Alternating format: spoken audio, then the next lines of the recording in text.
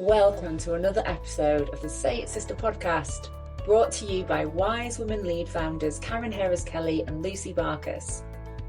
This is your space for real, unfiltered conversations about womanhood, the messy, the magical, and everything in between.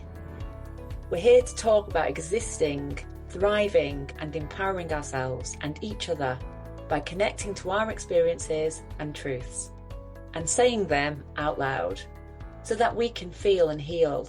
We're called upon to name the taboos, stigmas, stereotypes, and lies that keep us stuck, so we can rise and reign like queens. Because when women share, we hold space, inspire action, and create change. We open up spaces and deepen relationships that bring us closer to love and a better world for all. So get comfy, grab your favourite drink, and let's say it, sister. Hello and welcome to Say It Sister, the podcast where women speak boldly, lift each other up, and dig into the stories and the topics that really matter. And I'm so excited to reconnect with Leanne Spencer, who I haven't spoken to since the Leader X podcast. And I want to know what she's been doing since then. And the conversation is all about resilience, purpose, and creating sustainable success while we're trying to balance all of our lives and our work and everything else. Leanne is someone who gets into balancing, and balancing on a big level. An award-winning keynote speaker, a 3 times best-selling author, and a thought leader in human performance and well-being. She's the kind of woman who's lived the highs and the lows, from the buzz of success in corporate life to the crash of burnout, which so many of us suffer with. She came back stronger, wiser, and with a mission to help others sustain their energy, their mood, and their motivation over the long haul. And her sustain framework is all about living and working in a way that doesn't cost you your health and your joy. And honestly, that's a message that every woman in leadership needs to hear, especially if you're holding on to the family, the community, and everything else that you've got to get done. So, Leanne, so glad you're here. Welcome to Say It, Sister. Oh, thanks very much. Thanks for the big build-up as well. Funnily enough, when you said balancing, I felt the urge to stand on one leg.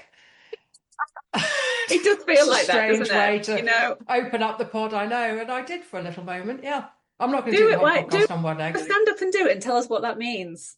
Yeah, well, I'm balancing, but I don't think you can balance your work-life blending quite. I don't think that's a balance. I think that's a blend, just to bring us back on topic. But yes, it's a strange little quirk that when I heard the word balancing, I thought, let's do it for real. It's a funny one, isn't it? Because you know what? In real life, balancing does not look easy or perfect. It's actually it doesn't look anything like balance, does it, in today's world? So the standing on one leg thing does actually work for that. Well, I think the problem with the word balance is it suggests that there is an equilibrium to be achieved. And there isn't really. Or if there is, it's just for that moment. Yeah. And then something happens, good or bad, and it throws that equilibrium somewhat. So, I mean, the World Economic Forum said the key skills for the future of jobs is going to be resilience, agility, flexibility. All of those play really nicely to the topic of today, because there is no balance to be struck, I don't think. It's a sort of constant iteration, evolution, reacting to things, being agile and flexible enough to react to the things that happen, especially when you've got multiple plates in the air, as many of our listeners will have. I think those skills are vital. Absolutely. And it's that idea as well. I think with balance it's almost like it becomes a whipping stick where we beat ourselves around the heads for how unbalanced we actually feel and how crazy all the different parts of life are. So I love that you brought that straight into the conversation. And I would love to hear about your breaking point, because there'll be people listening today not knowing your full story. And, this idea of which both myself and Lucy have also done, you're sort of in the corporate world, you were in the city, you're drinking wine, you're pushing your body way past its, point of return. And it feels like we're running on fumes. And we've all had those mirror moments when we thought, is this it? Is this what life is all about? Now that I'm here, is it really what I want? So take us back to your moment and just tell us a little bit about what you went through and what happened. Yeah, okay. I'll take you back to, it's around 2009, 2010. And I'm on my way to a sales meeting with my boss at the time. And we get into the meeting, and I can't remember exactly how I was feeling leading up to that.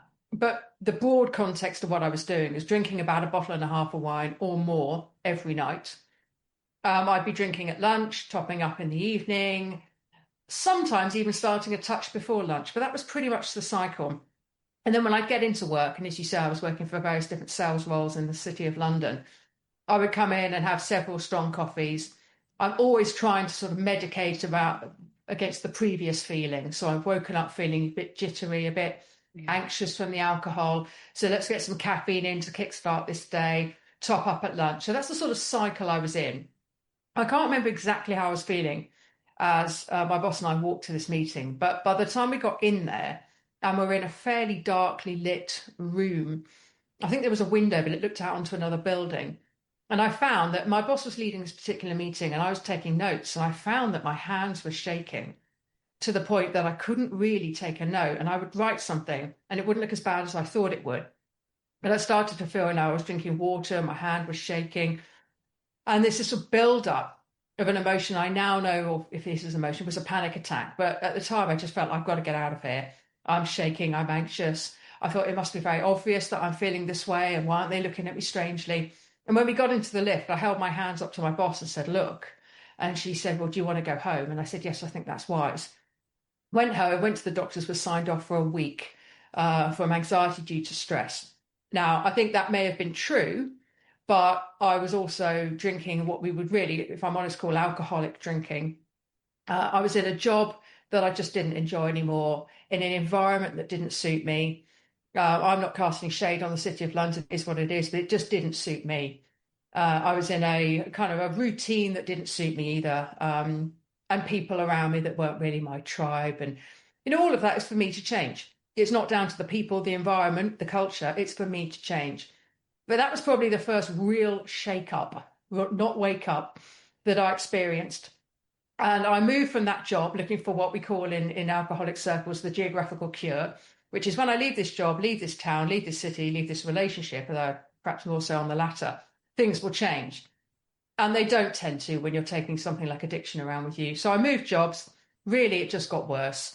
And it got to a point where it was, I'd say I was barely concealing what was going on. And we were on the precipice of all those yets. Not lost the job yet, not lost a relationship yet. And that was the point at which I decided something had to change. And it kind of happened for me in a way. I'll keep this fairly brief, but I was expecting to close a really big order and I was on my way to that sales meeting. And when I got there, my client told me that his client had pulled out. He was building a hardware system. I was supplying data to feed into that system, but his client's pulled out. The whole thing's off. So I knew at that point that I had a big decision to make, because not closing this deal was going to be very, very difficult for me to sustain my position. And that really was the crunch point. I went home, decided to resign. Within a week, I was out of that organization, no BlackBerry, no laptop, nothing. And that was the point at which I decided to give up alcohol, make a lot of changes, to be honest. Diet, sold my home, became a personal trainer, laser focused on fitness. And that was 2012. And from there, life's almost like in the second half now, which bears very little resemblance to the first one in many ways. Not that I'm trying to get away from that first half, but it's a stark contrast. Yeah, and Karen and I have been through similar things to get you to that point where everything changes. For me, I remember it really clearly, and it was a younger woman who really looked up to me. And she said, I want your life. I want everything you've got. And it filled me with dread and terror. Yeah. Because I'm like, no. And I'd obviously been putting this mask on. And then I just thought, okay, if I'm feeling this dread that somebody else is going to live my life, I need to change the narrative. And for Karen, well, it was being hit by a blooming truck, wasn't it? That changed it. Yeah, I mean, there was many stages to this. Like these journeys, like, it doesn't just happen like overnight, does it? There's a huge like build up of warning signals that goes. One of mine was being hit by a car and not being able to walk for 6 months. But what that taught me was that there's so much information inside the body. And I went on a healing journey and started reading books like You Can Heal Your Life by Louise Hay, which changed my life. That book changed my life, because when I read about the injury I had, it was everything that was going on in my life. And I was like, wow, this happened to me, yet somehow it was also a manifestation. And therefore, I owe it to myself to really get behind me, my life, my choices, and start to manifest from a different place. So it was a major turning point, but it did still take me longer to leave the big corporate world, because I went back 6 months later and stayed for quite a while, and it was just a whole process of it. But I think for me, the point was when I just thought, I want a different life. I don't want to be doing this. I want to have my weekends. I am drinking and partying way too much. The cost to me is becoming too stark. And I know about the wisdom of the body. So I'm really going against something here. And I just thought, I want to be much more, I want a simpler life, and I want a family, and I want to meet someone who I can have a really lifelong relationship with, hopefully. And I'm not going to do it here. So that was my motivation. So I didn't have the person, but I just changed everything. And then at the right time, my life changed. The life that I wanted back then came. Is that make sense? I think a couple of things I would say, that it's not always about leaving the city life or the corporate life, is it? That's not always an option for people. It's not necessarily what people want. So most people like a clearly defined role, a clearly defined salary, and when they can expect it, and they don't necessarily want to go out and hustle and be entrepreneurial. But also, you don't have to change lots of things. You could make a small change, a shift in mindset, a habit, something you start the day with, finish the day with. So it doesn't need to be a jump from corporate life into entrepreneurship. It doesn't have to be selling a house, changing a job, moving from a relationship, or geographical relocation. It doesn't need to be any of those things necessarily, does it? But clearly, and that's part of our story. But I think it's important to mention it does not have to be that drastic. In fact, and I think the message that we're always trying to say is that it is the daily practices that can create the life. And yes, for the three of us, our lives almost like blew up. But it doesn't have to be that. It's almost like a warning message that don't get to the stage we got to. Learn from us. And I really like the thing that you say about energy, mood and motivation and everything coming downstream from there. And that really hit me, because that's what I've experienced. But most women, it's the first thing that they give away is their energy and their motivation. They're focusing on other people and feeding that constantly. So if we were to start protecting some of those, well, all three of those things, especially when the world is asking more and more of us, what's your tips, your advice, your thoughts? Yeah, well, I sort of coined that expression, and everything is downstream of energy, mood and motivation. Having gone through the perimenopause, which is something a lot of your listeners will have going through, because I found myself, and I'm not going to go into this aspect of story, but when all of those things were at an absolute low point. Low energy, low mood, low motivation. Really in 2022, which is one of the best years of business I've had. But if you said to me, how's it going? Yeah. You know. That meh mode, isn't it? I've been there. Listeners can't see that I'm sort of shrugging and pulling a meh face. Well, actually, things were going great. Because, all those hormones were at bottoms. That really made me think that actually that we can focus on so many things: what we eat, how we sleep, who we're around, all of which are very important. But if I said to you, what's the one thing you could do to boost your energy? And that might be open a curtain, stare at the sun. It might be stroke the dog, play with the puppy we were talking about before we hit record, go and talk to someone who lights you up, move, eat, have a smoothie. Listeners will decide what that is. But one thing for energy, if I said to you, what's the one thing you can do to improve your mood? Is it looking ahead to a holiday? Is it getting light on the eye? Is it eating something healthy? If I said, what one thing could you do to boost your motivation? Book a holiday, or move your body, or whatever it might be. Everything's downstream of energy and motivation. So if you can think about just one thing, no matter how small, that you could do in those three areas, I think that's really great. And we've always reached the point of critical mass where there's so many things we're encouraged to do. So many things we have to think about. I think we need to streamline and simplify. So one thing for energy, one thing for mood, one thing for motivation. And the other thing I would encourage people to think about is having a strong sense of agency. Having said what the World Economic Forum thinks is the skills required for the future of jobs: resilience, agility, flexibility. I think the one thing that's kind of been talked about but not a lot, that we're all going to need, especially younger generations, we've got 5 generations working in some workforces now, is agency. I was just talking to my personal trainer this morning, pretty heavy, but a bit about the economy, about the political parties and their aspects of that, and also on house prices. and whether younger generations can expect reasonably to be able to buy a house anymore. And I'm probably not as connected to that as I should be, but I really think that younger folk are going to have a really strong high agency mindset, because things aren't going to be necessarily as easy as they were for our generations. So that high agency mindset looks like an internal locus of control. It's like, okay, this is bad, but what can I do to improve my situation? Or what can I do to take my opportunities or make sure I'm ready for my opportunities? So agency, I think, is really, really important. And I interviewed someone for my pod, which we stopped doing about 3 years ago. But that episode, I can share the link with you if you like.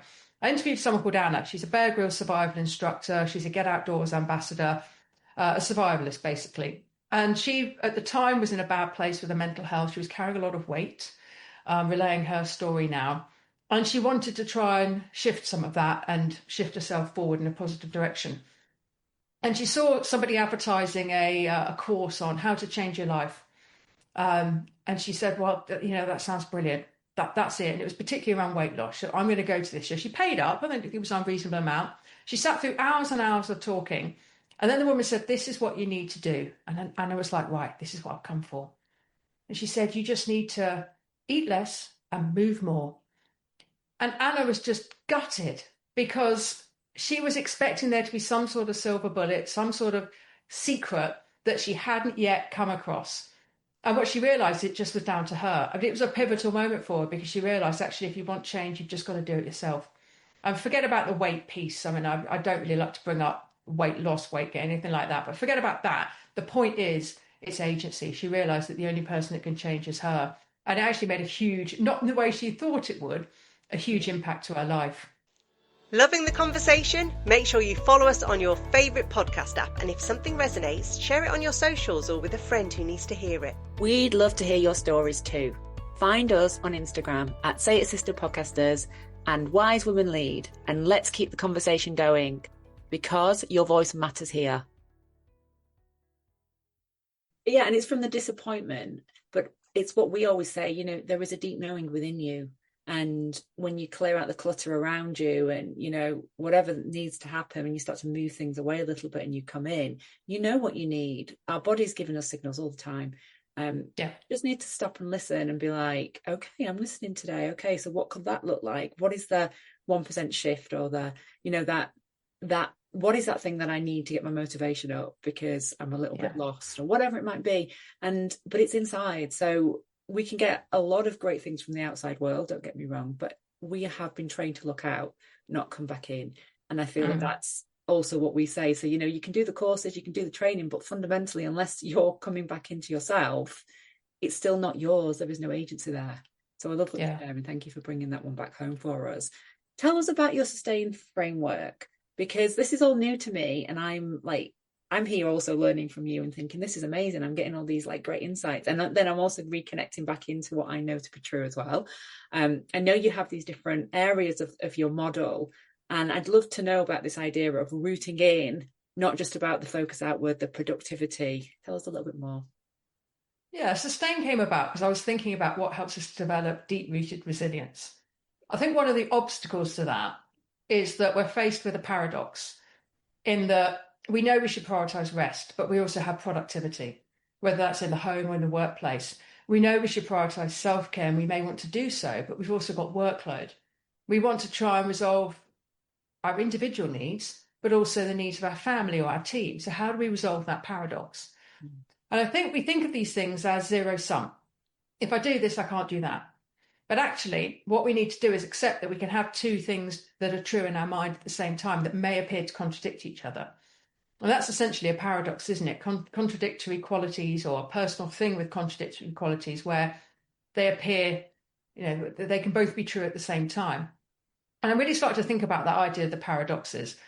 And it requires us to have those two ideas in our head at the same time, and really have a paradox mindset where we can accept both things to be true. And if we're going to develop that paradox mindset, how do we really go about doing that? And that's what I started to think about. And I think it does come down to four things, which is the sustain framework. The first are values, not the company values, your own personal values.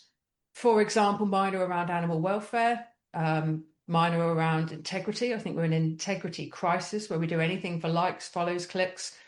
Also around being energetic and dynamic, and having that strong sense of values helps us to build the boundaries that are required sometimes to keep behaviours out or behaviours in. As a quick example, I mentioned one of mine is animal welfare. We gave up meat 3 years ago because we thought, well, if the value is around animal welfare, the first thing we do is stop eating them. And about a year and a half ago, I was on a train on the rail network, and I was on my own. Went into an M&S, saw the ham and cheese sandwich, was an old favourite of mine when I was a meat eater, and then saw the soggy egg sandwich, only two of them left, back of the fridge, and thought, well, I don't fancy that. I do fancy that ham and cheese, but I firmly believe that you are who you are when nobody's looking. And as soon as I connected back to these values of animal welfare, I was able to remind myself why I don't eat that anymore, even though no one would know. I could wolf that, no one would know. Went back, got the egg sandwich, got on the train, and cracked on. So the values build boundaries. When you're looking to, this is the thing, isn't it? And that's the thing. When we live with, we have to go to bed with the person that we are. Like, we sleep with ourselves every night. So these little things that sometimes, like, our minds can say, well, no one will know, and then we go, well, no, I know, and I'm the only person here, most of the time. So that is the piece when you talk about integrity that I go, yeah, we need more of that. Yes, please, thank you, bring it. Yeah, we do need more integrity. Identity is the second part of the framework. So it's who are you? So where values are what's the code you live by, identity is who you are. And I think identity inspires ownership. You just keep a clear idea on the type of person you are. I'm a person who has integrity. I'm an energetic and dynamic person. I'm the sort of person that does this. I'm not the sort of person that does that. It can help take ownership of behaviours that are required to build this resilience. The third part is community. And I think that's going to be huge, particularly in workplace wellbeing. Sounds ridiculous to say. We've known about the power of other people since we've been running across the Sahara in tribes. But I think more than ever, because of AI, because of hybrid and remote working, because of popular culture, because of the political environment, it can be quite divisive or is in some cases very divisive. And I think community, other people around you, is amazing for stress resilience. It's amazing for mental health. It's good for our longevity. We tend to live longer when we have a tribe and a sense of belonging around us, and family, but chosen rather than biological. So that's the third pillar. And then the fourth are resources. We've already touched on some of those. What you're doing for energy, mood, motivation, that sense of agency. So values, code you live by, identity, who you are, community, who's around you, and resources, the tools you have at your disposal. And that's the sustain framework, ideally resolved to help people overcome that paradox of, the ultimate paradox is I know what to do, I'm not doing it. There's a short story I can share with you around that at some point if you like, but that's the ultimate paradox, isn't it? There's not much new stuff around there. It's giving people frameworks and encouragement to think about this in a slightly different or even simpler way. And I just want to share a little bit about community because that is one of my values, and one of my values is I've said this before, it's like Red from Fraggle Rock. She's there bouncing around, she's got all the people doing all these different things, and she's there and with loads of energy, smiling and positive. That just like sums up my identity and a lot of my values. But a community that is really important to me that I've been involved in for over 10 years is actually the scouting community. And we are just a bunch of completely different people who are coming together for a common cause, and we meet up every week, we chat on WhatsApp, and they're not lifelong friends, but the tagline of why do you want to volunteer is just, it's hashtag good for you. It is as simple as that. It feels good when you are in community, trying to do things in community. So I just wanted to anchor that one because I'm really passionate about volunteering, but whatever your community is, doing it in real life with real people absolutely sustains me every week. Yeah, that's brilliant. So the other side of it, though, is when I'm not doing that, I have previously been sucked into this whole myth about hustle. Keep on pushing forward, keep on building, keep on whatever the thing is.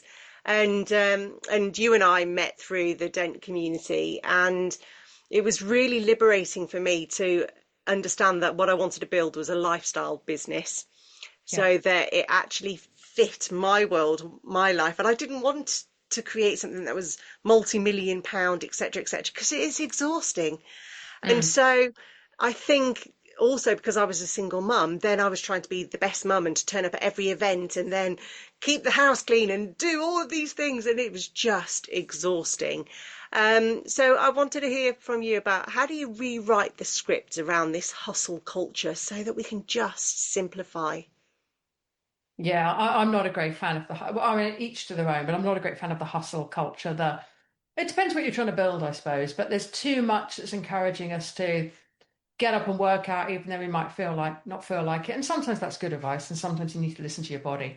Not a huge fan of it. I think one of the big challenges that a lot of people are facing in the working world is the sheer pace at which we do work now. It's getting quicker and quicker and quicker. And it could be AI, could be other forms of technology. Culturally, we're expected to do more. Again, there's another paradox because never has there been a bigger focus on well-being at work, and yet the pace of work is going faster and faster. We can get caught up in that, or we can stop and say, actually, this isn't how I want to do things. And you may have a little bit of a counterbalance between keeping a job and making that statement, but nonetheless, we need to think about our own personal sustainability. At a time when sustainability is a big issue, ESG goals and so forth, our own personal sustainability matters more than ever. And the ideas behind Sustain actually came about when I wanted to do a bit of a rallying cry, a bit of a TEDx style talk on if we're going to help solve the world's problems and taking a step back, if you're going to help solve the problems of your organization, sales, product innovation, growth, if you're going to solve the challenges that you face, we talked about some of the challenges we face. Everybody faces challenges to some degree or another. We have good mental health, we have poor mental health, we have wavering mental health. This is normal. But if we're going to have the energy, the mood, the motivation to resolve those issues and the bigger challenges in the world, we need personal sustainability. We need to be in a good state of health ourselves. We need to understand what our values are, who are we, good people around us, resources at hand. And that's how Sustain actually came about. It evolved quite a bit from the initial call to arms, rally and cry, TEDx style talk into something that was more suitable for my audience, which is big corporates, well, organisations of all sizes, actually, NHS, education, but a lot of the sort of big corporates, fast moving companies. So it evolved from there. But that's kind of how it started. And I think with that hustle culture, we've just got to slow things down a little bit. Think about what we want, individuals. What does the listener want? What are her values or his? Who are they? What do they represent in the world? Who's around them? These are the things that matter. And I think we have to take a step back, coming back to that integrity piece. I think a lot of our values have become a little bit junky, if you like. The things that we think is important as attention. Is it only the individual can decide that? For those of you listening in, is that what matters to you? Is it attention, likes, follows, clicks, the things that we're told matter? The hustle, the photograph of us at 6 o'clock going in and out of burpees, and then we're into this and these long morning routines. Is that what matters? It might be for you, in which case, great. But it isn't for me. It probably isn't for either of you. And I think we just got to take another look at the way we're living life, have that agency as well, to have a forensic look at how you're living life and decide, actually, is this what I want? Yeah, and it's that now piece. I always talk about this, but it's like, what is happening right now and what do I need right now? And that's where we get the agency. I think anything else, we're sort of we're back in our life's journey in the past, or and there's so much going on in the world right now, and there's so much happening, and we've got so many more demands and pressures, and the speed, like you were saying, is so intense that unless we've connected to the moment, we've got no chance of knowing, absolutely no chance. And I have to work with that one myself every single day. It's like, this is what I need. What am I going to do about it?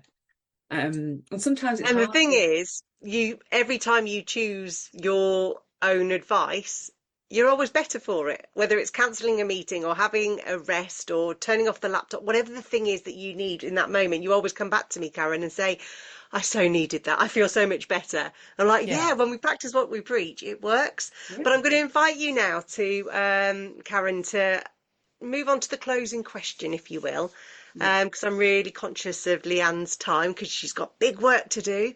So yeah, over to you. I'm all right for time, but yeah, there is one short story I want to share with you as well. Oh, that kind of links on to something we were just talking about. Do you mind? Go for it. Yeah, we talked a little bit about the moment being now.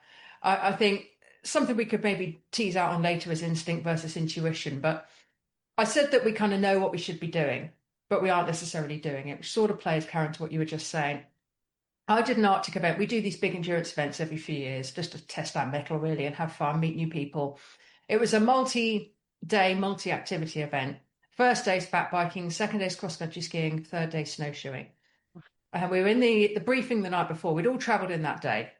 We're tired. Some of us want to get to the bar, some want to get to the buffet, some want to do both, some want to go to bed. And we're having to listen to what to do, important stuff. What to do when a marshal holds his hand up like that, what to do when a marshal holds a red flag. And we're starting to wane a little bit. And then the lead guide, Rob, who was hosting the briefing, said, ultimately, this is what I want you to do. The most important thing is, and we looked up and he went, you've got to be asked. Be asked. And we were like, be asked? And it kind of got our attention. You don't normally hear that in a briefing. And Rob said, there'll be times when you're out there tomorrow on the fat bikes and you've got snow coming into your mouth. You need to stop, put the buff over your face. And your mate will say, do you want to stop? And you'll go, no, I can't be asked. And that could cause you a problem. He said, when you're out on the cross-country skis, you'll feel the tiniest little beginnings of a blister starting to form. And you'll think to yourself, I ought to stop and loosen that boot. And then you'll think, oh, I can't be asked. I'll do it in a bit. You'll be out there on the snowshoes and you'll feel thirst starting to develop and you should stop. And you'll think, I can't be asked. I'll wait till I next get to a drink station. He said, you've got to be asked. Those little things can quite quickly develop into big things. And you could flip that positively or negatively. The power of little things, small changes, big impact. He said, you've got to be asked. And I just love that story. And I'll speak for myself. We all think that, I think, but I certainly do. There are times when I know I should do something and I think, oh, I can't be asked. And as soon as I think that, straight away, I imagine myself at my most recent keynote telling that story, thinking, no, you've got to be asked. I'm going to remember that. I will. I'm going to use that one too. It's memorable, isn't it? Yeah. And to that piece of congruity, not eating the sandwich even though no one's watching. If I sit here and go, I can't be asked, and let that one slide, it's the same thing, really. So it works for me. It's because I've told it on stage so many times, like, you cannot let that audience member down. Yeah, so I just wanted to drop that in. I'm not accusing anyone who's listening in of being lazy or unmotivated. I would imagine the very opposite. But just keep that ultimate paradox in mind. You know what to do. Are you doing it? And I think you were going to ask one final question. Yes. So can you imagine there's a woman in the car right now, or she's listening at home and she's got lots of things going on around her, lots of requests, and she's feeling tired. She may be emotional and she thinks, I don't know if I can keep doing it like this. What is the one thing that you would say to her that she could put into a day today or in that moment to help her sustain herself? Okay. The one thing I would say is to stop. I mentioned the Bear Grylls survival and the story about Anna. I was trained as a Bear Grylls survival instructor as well. I never really got around to doing much with it. But one of the things that Bear teaches you is when you're overwhelmed, stop. When you're lost out in the wild, stopping is the most important thing you can do, because when we're lost, we tend to look around and go, there's that tree we walk past, and you hair off towards it and you've just got yourself more lost. Yeah. Similarly, in the working world or the busy lives of people listening, stopping is a very powerful technique. Again, it's a paradox. We think we should speed up, we should actually slow down. But often stopping is a really powerful thing you can do. But I'd also say in that moment of pause, what's the one thing you could do? It's a minimal effective dose. What's the one small thing you could do to put you back in control of that scenario? It might be another 5 minutes of stopping. It might be ringing someone up. It might be stepping out the car and just taking a few deep breaths, whatever it may be. But the power of just slowing down and stopping for a few minutes can't really be overstated. The nervous, I call them slivers of recovery. That's my kind of catchphrase for this. But it doesn't actually take very much to relax the nervous system momentarily so you can take the next step in perhaps more of a premeditated, controlled way. We tend to overestimate the power of things that take time and underestimate the power of the little stuff. Small changes, big impact. It comes back to that idea again. Right, so think Bear Grylls, think stop. Yeah. Thank you. That's super helpful, and we totally agree. Thank you so much for your honesty. I feel like I've learned loads of things, and you've also reinforced other things that I know. So this has been a brilliant conversation today. Thanks for sharing your wisdom with us. Thanks for reframing so many things as well. And yeah, just thank you. That's really where I'm at. I'm very, very grateful. And I'll point everyone to Sustain, but also to go and find Leanne on her website and the socials, which I will tag into the show notes. But honestly, all of your work is phenomenal, and it's really helped me. So to our listeners, if you need permission to slow down, to breathe, to rest, consider it granted. You don't have to choose between success and well-being. You can have both. And if this conversation has spoke to you, share it with a sister or somebody who you know is carrying too much. And remember, we rise by lifting each other. Until next time, keep leading, keep loving, and keep sustaining your beautiful self. Thanks very much, everyone. That's it for this episode of Say It Sister. If it moved you and made you think or made you feel seen, hit follow, share it with a sister, and leave us a review. And remember, your voice has power and your essence is wisdom. So speak your truth and live a true and empowered life. Until next time, say it, sister.